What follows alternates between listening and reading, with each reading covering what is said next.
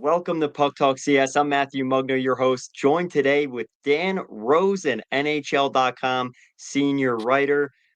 Was next to him at the Garden last year for a number of games. You see him on TV on NHL Network, and of course, the podcast NHL at the Rink, which I've actually listened to a lot more recently. And you had a hot take on Sweden. I believe they're goaltending for the Four Yeah. Nations. So I want to hear a little bit about the Four Nations, Dan, before we get into the Ranger stuff. Well, I mean, listen, we had to do the start of the year, so a couple of weeks ago now. We had to do sort of like bold predictions for 2025, and my bold prediction was that Sweden wins the Four Nations Faceoff.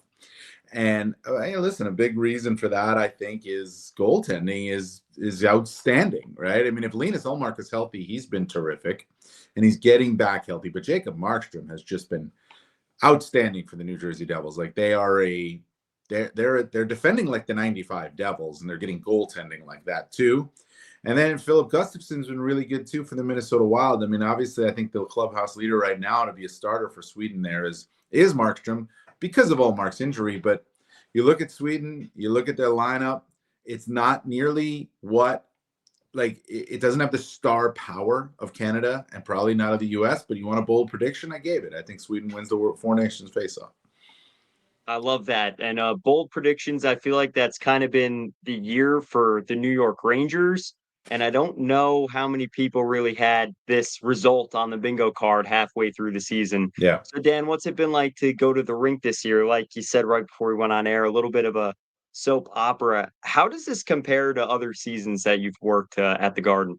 Oh, this one's different just because the expectations are so high coming into the season, and they start off 12-4-1. If you're watching closely, you see the warts, right? You see they're not as good as 12-4-1, but hey, they're 12-4-1. Your record you are what your record says you are, right? And then you see the bottom starting to drop out, and then it just plummeted, and it was just weird, right? I mean, it was just, and then you had all this stuff coming out, like the names that came out that, Kreider and Trouba on the trade block, and then the Trouba deal goes down, and Shesterkin signs his big deal. Before that, Lafreniere signs his big deal, and he's not been the same player since that contract at all, right? Things have settled, though. There was, definitely unrest. There was unrest coming into the season because they didn't, these guys, they're proud guys. They're professionals. They don't like to see one of their own treated in a way that they wouldn't want to be treated. And that really was what happened to Barclay Goodrow. They didn't like that. And he was such a big part of that team. So there was a little bit of animosity there. It didn't really band them together. I don't think it fractured them, but it's not something that they rallied around as a group of players. So that was where the weird start from the offseason, in addition to all the Trouba stuff that came out, which basically, and Jacob admitted this, it put him in a position where he couldn't quite be a leader anymore because everybody knew his days were numbered in New York. The Rangers didn't want him anymore. They were trying to get rid of him. They were trying to essentially strong arm to get rid of him. And it's hard to be a leader in that. And I think it impacted his play. And I think it impacted the play of J.T Miller. And I think it impacted the team, negatively. And then on top of that, Chris Kreider's dealing with back issue, right? Mika Zibanejad's not producing. Their goaltending carried them to a 12-4-1 start. Then the bottom dropped out. The soap opera became real. But since they came back from the Christmas break, that things have settled. And if you ask any of the guys there, they'll tell you that coming back and playing Tampa and Florida, and the way they played in those games set themselves up to have the run that they're on right now. They didn't win those games against Tampa and Florida coming out of the holiday break, but they played much better in those games. They thought they were more confident in their game, and then they've carried it in to January and now into a 9-game point streak where things have just quieted down around them. The additions that they made I didn't even mention the Capo Caco scenario in Nashville. That was also quite interesting. I don't mind Kako speaking his mind, but I think he lost a lot of people when he said, I'm not the worst guy, which means he thinks other guys have been worse than him, and he's voicing it, and he's kind of throwing guys under the bus. So he gets traded. Will Borgen has been a nice addition. Erho Vakanainen has played well. I think they've helped settle down the defense. Mika Zibanejad's found a shutdown role, essentially, and he's played well in that role. And things have just quieted down. And Igor Shesterkin, since he's been back from his injury, has been outstanding. So that's how you get to 6-0-3 and get back in the playoff race. Dan, I love that entire synopsis. I think a long one, right? Yeah. Like it feels like the plot of a really bad, or I guess a good TV series, because a lot of highs and lows. Correct. Yeah. I think I've avoided the JT Miller conversation for a while because I feel like by the time I release this, something's going to happen, right? Or something's going to change. Yeah. Yeah. What are your thoughts on the New York Rangers negotiations and conversations around Miller?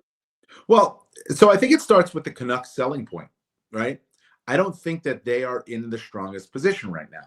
There's been unrest. People know that JT Miller is on the block. The Canucks are not hiding that fact. I think it takes their leverage away a little bit. Not all of it, but it takes some of their leverage away. Clearly, whatever trade it is, they're trading the better player. So that gives the team, that gives the Canucks a little bit of leverage. But I don't think it has to be a huge return that the Rangers are looking to give. However, so what is that return? I don't know, right? If we're talking about that, again, like you said, by the time this comes out, that trade might be made or not made. We don't know what's going to happen. Nobody really has gotten to specifics, right? I will say this. If the Rangers are to get JT Miller, they become a better team immediately, right? He brings elements that they lack a little bit, that grit, the that fire that he has, the physical nature of his game, the power forward nature of his game, the ability to score. He can play wing or center. He wins a ton of faceoffs. So that's all good. And I think he would drive. I mean, JT Miller's a very competitive guy, and it can rub people the wrong way. It shouldn't. He's just competitive and wants to win. He can be moody at times, and I understand that, and I think that's well known. But that moodiness is not out of malice. That moodiness is more out of competitive drive. Like, I want to win. Let's go. Follow me. Let's go win. And I think that's a great trait to have, to be honest with you. But he's 31 years old, and the Rangers, in my estimation, their biggest issue right now, their biggest downfall right now, is they're not a fast team. They're not a quick team, right? They're not going to be, I don't see them being able to keep up with the New Jersey Devils or the Carolina Hurricanes or the Toronto Maple Leafs or, whoever it is that they have to play. Washington's not necessarily a really fast team either, but they've retooled and they're deeper than the Rangers are right now. And they're clearly playing great hockey, right?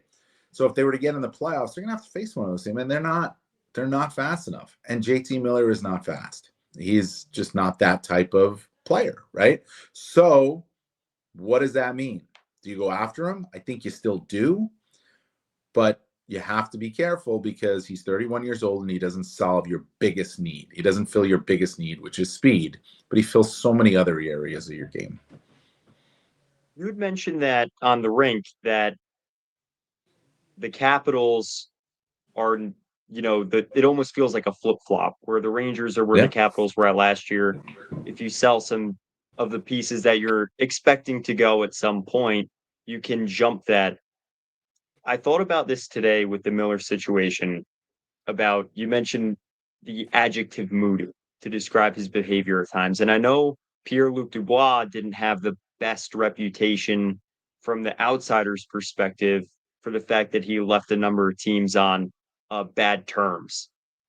Is there a similarity there? Do you think that if he comes on board to New York, that it could be how Washington is faring with Dubois? Well, no, I don't think there's a similarity necessarily with Dubois and Miller, because the situations with Dubois, if you go back from Columbus to Winnipeg to LA, it was he it seems like he didn't want to be in any of those places, right? And Washington has found something with him for now. We'll see how it goes, but he has a reputation, right? He's kind of asked out of 3 different places, or at least 2 different places, and the third one wanted him out because it just wasn't working. That would be LA.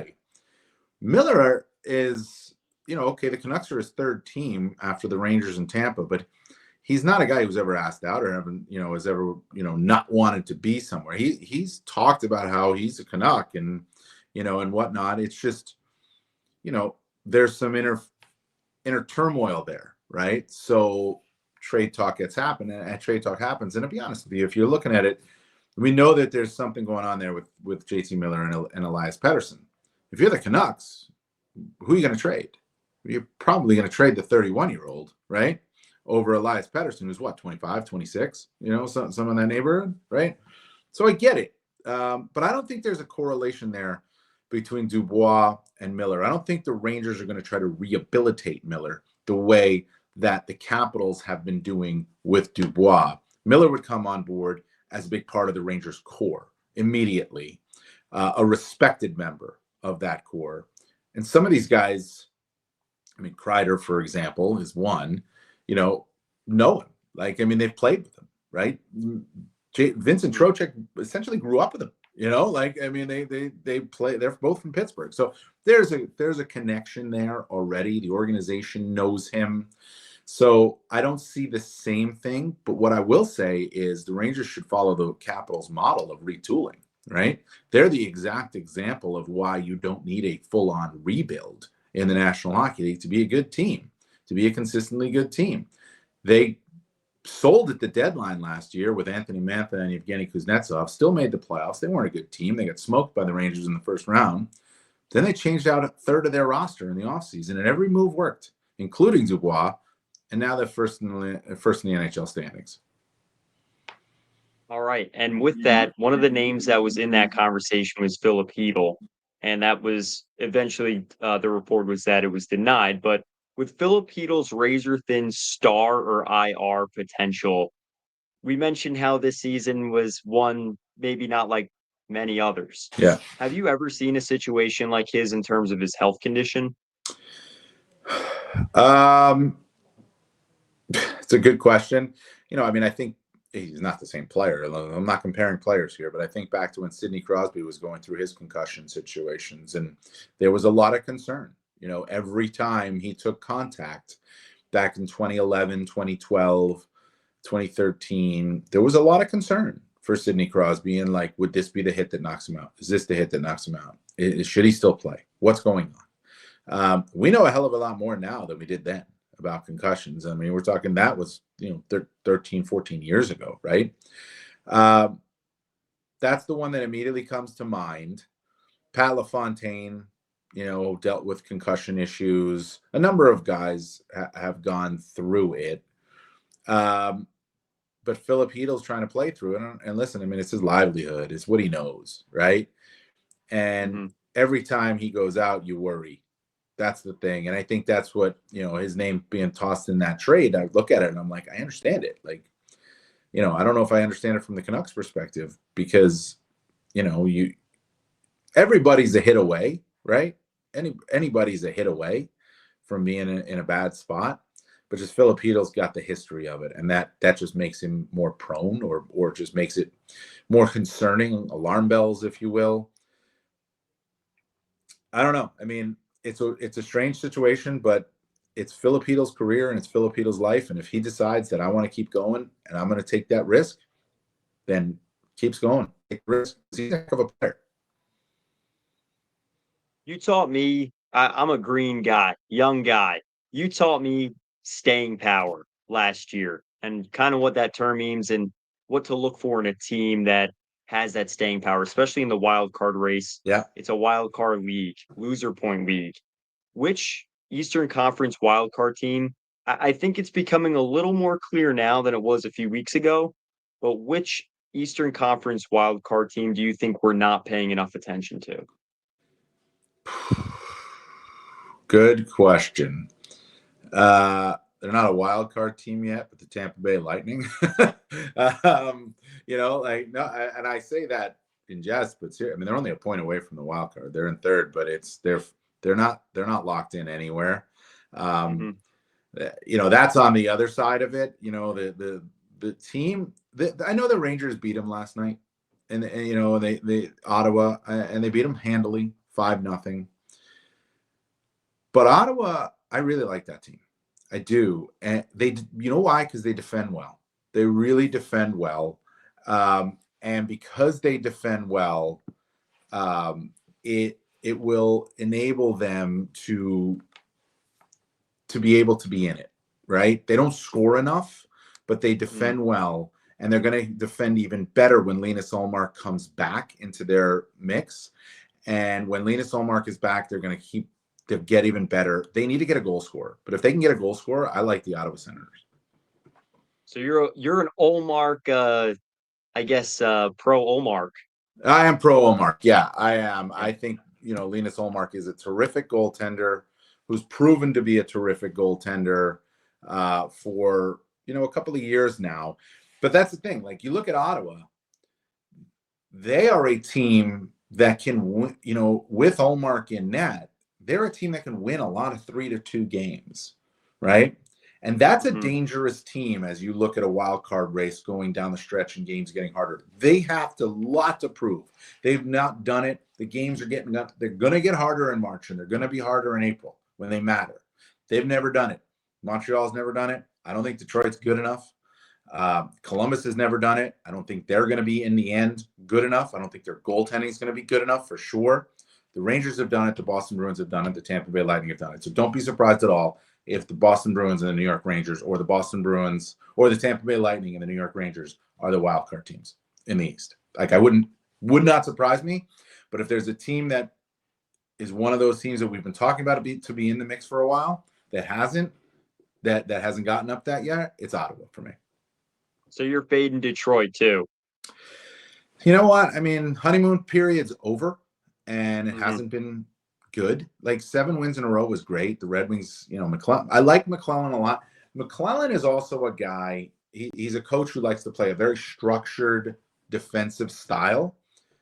I don't think he has the horses to do it, over the long term. So they got out there. He freed him up. He told him, just go play hockey. You're good players. Just go play. And that can work for a little while. And it did. Like, it just freed him. And then all of a sudden you're feeling good and all that. And then you get whacked. And it brings you back down to earth. And you wonder, do we have enough? And I look at the Red Wings, and I don't see enough. Especially don't see enough in net. If you're going to look at wild card teams, right? The 3 teams that are in that mix that you would look at, I mean, Andrei Vasilevsky, Tampa, Jeremy Swayman, Boston, Igor Shesterkin, New York Rangers. None of the other teams can match that are in that mix. So looking at the spine alone, I like those picks, Dan, and I think a team, that the old adage, team's only as good as the But I net think out. Ottawa gets in because they got Ullmark. Okay, I like that. Right. I like that take. I'm going to circle back on that with you in about 3 months, but Good. I want to play a little bit of a game. I'm not a huge games guy on the podcast or predictions guy, but I think it's evident that the Rangers have essentially 2 weeks to really see where they're at before Four Nations. And then 2 weeks after Four Nations is the trade deadline. Yep. I want to pick your brain on who you think will stay or go. Light calls here, but are you comfortable with that? Let's go. All right. Well, first and foremost, probably the player that's taken the most criticism this year, Mika Zibanejad. Where do you think he'll end up by the summer? Staying. He's got a no-move clause. He loves it in New York. I don't see him waiving that no-move clause, at least not during this season. Maybe things change in the offseason. We'll see if they how they retool, but he's staying. Chris Kreider.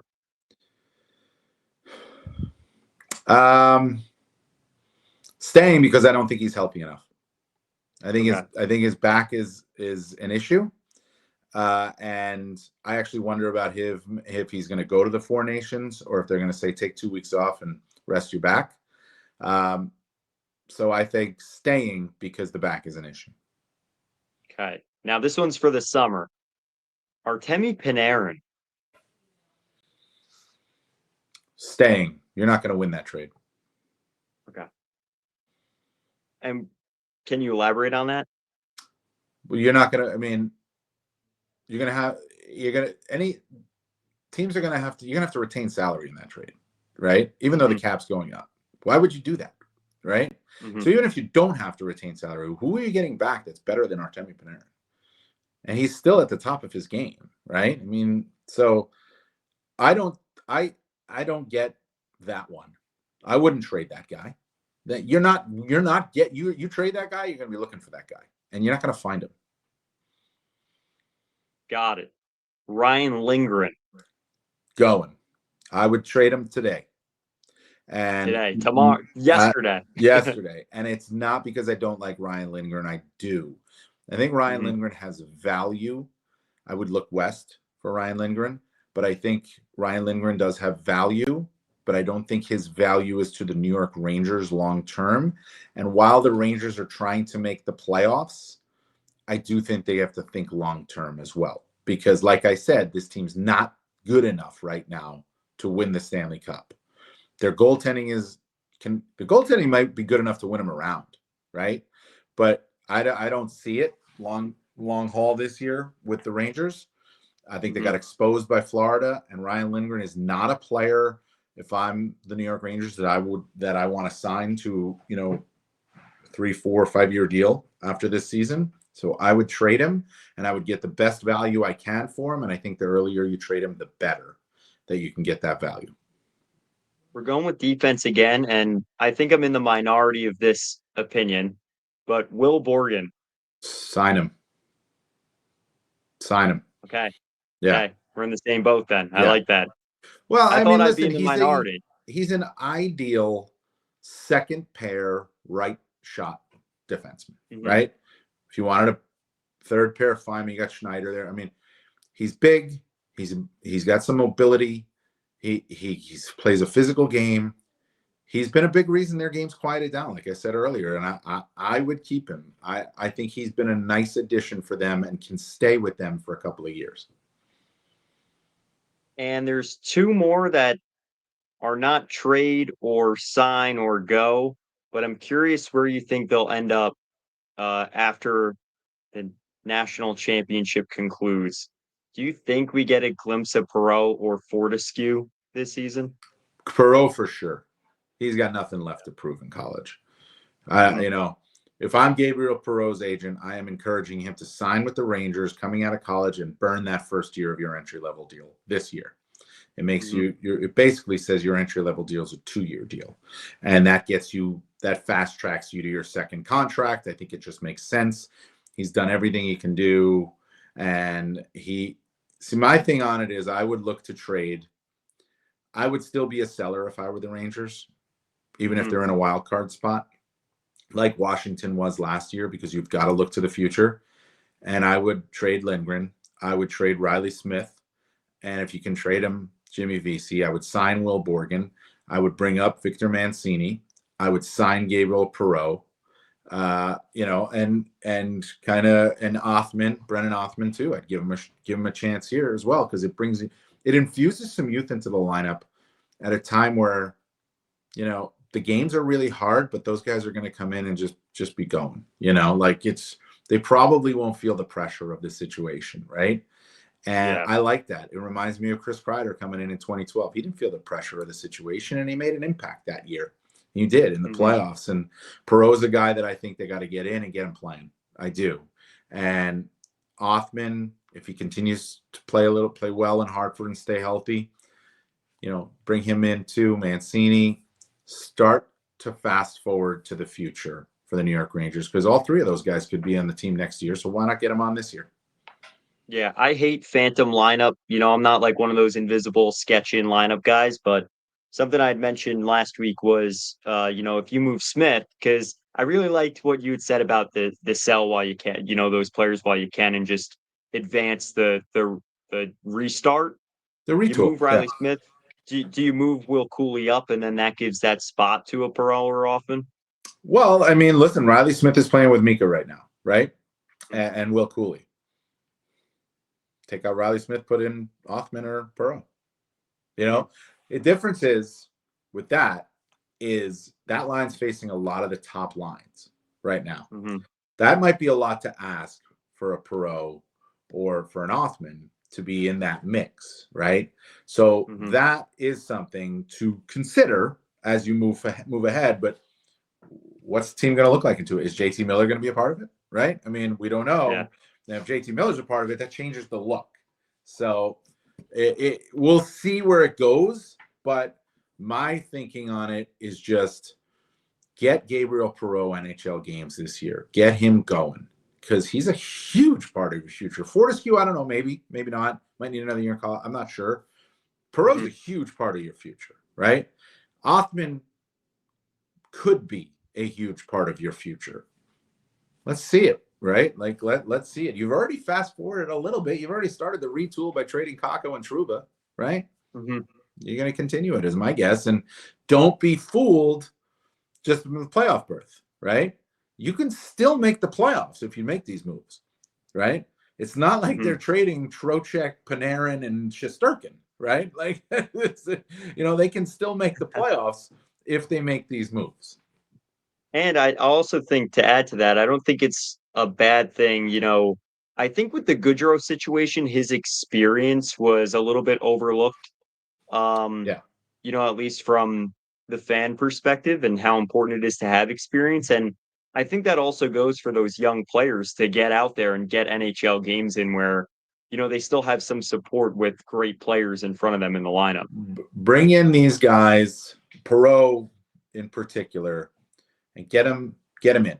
So when he shows up, and maybe he lights it up for you for a little bit. Maybe he brings something to your team, and he very well could, So but really, it's so when he shows up for training camp next year, and he's a signed player with the New York Rangers, there's no surprises. He knows everybody. He knows the room. He knows the systems. He knows the NHL game. He has an understanding of the speed. He's experienced it.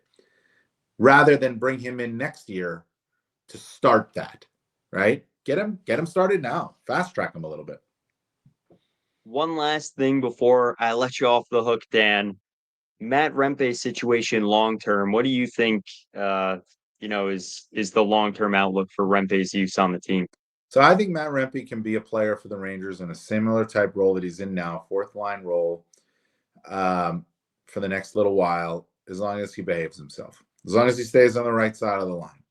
If he can do that, then I think he can be a player for them in a role that he's in now, or if he's going to be the 13th forward, whatever it might be, right? I know I don't quite understand I'm not of the opinion that Rempe needs time in Hartford to continue to develop. I think his game is what his game is, so I don't know that you need time in Hartford to develop. I think his game needs to develop in the National Hockey League. And as he sees more and plays more in the NHL, his game will develop and he will become more of a steadying player. I don't see it happening. It's not like he's a young guy who's a scorer who just needs to go, and play power play and all that stuff in the AHL because there's no room for him to do it in the NHL. Like, he's a fourth liner. Like, he can play in the NHL. Let him, as long as he allows himself to. So if Rempe keeps himself in check, we'll see him on the fourth line next year too. Dan, I really appreciate that you took the time today to talk, and it was good catching up with you. Yeah, Matt. Thanks for having me, man.